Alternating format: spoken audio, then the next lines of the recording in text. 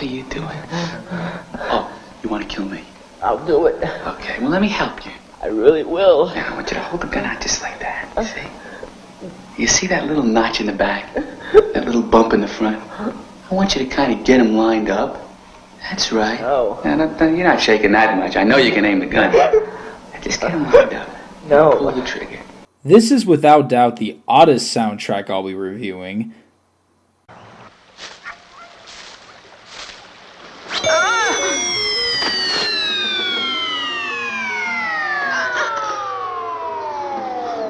Kill that bitch. 1972's The Last House on the Left. The last house on the left. To avoid fainting, keep repeating. It's only a movie. Only a movie. Only a movie. Take as much as you can. Only a movie. This was the first film that legendary horror director Wes Craven directed, and even Sean Cunningham produced it, who would move on to direct the first Friday the 13th. I'm not going to get too much into the content of this film, because if I do that, I'll be here forever, but to summarize the movie as a whole, it's bizarre. On one hand, you have a very disturbing horror thriller about two girls who are getting tortured by this group of sadistic psychopaths, and after that, the parents of one of the two girls get their revenge.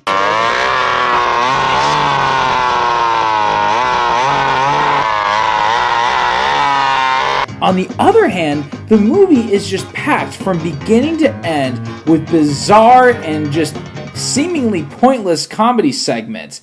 Goddamn car stopped. You're out of gas, you idiot.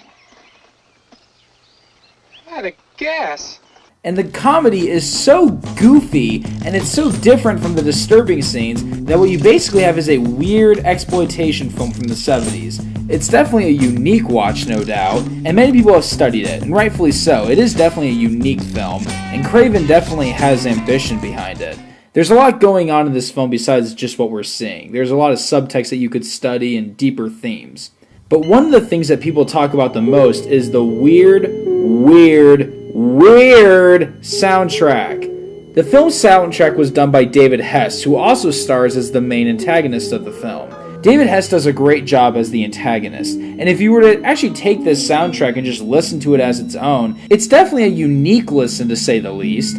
A lot of the songs are peaceful, kind of acoustic-based melodies, very 70s sounding. Some of them are just goofy and comical. There are a couple tracks that you hear throughout the movie that have definitely a synth bass around it, and those ones actually do fit the horror mood. But whether it be the peaceful ballads, or the weird, goofy songs, or just the creepy-sounding synth-based songs, the whole soundtrack is just bizarre, and it does fit the movie. If you like the idea of this movie and you want something more serious in tone, definitely check out the remake. But if you want something that's weird, out there, and just you can't quite put your finger on it, check out the original film, and also check out the soundtrack.